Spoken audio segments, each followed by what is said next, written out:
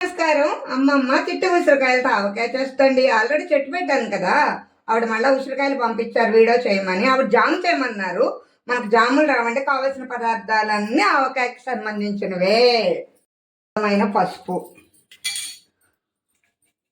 ఆవాలు, మెంతిపొడి, జీలకర్ర, మళ్ళీ పచ్చిమెంతులు, ఉప్పు, వెల్లుల్లి రెబ్బల పొడి, ఫ్రెష్గా ఆడుకున్న కారం అన్నీ శుభ్రంగా కలుపుకోవాలండి.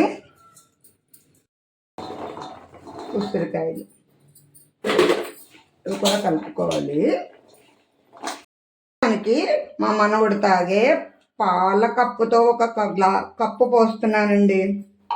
ఇంకా ఆయిల్ పడితే వేద్దామండి, సరిపోవచ్చు బహుశా.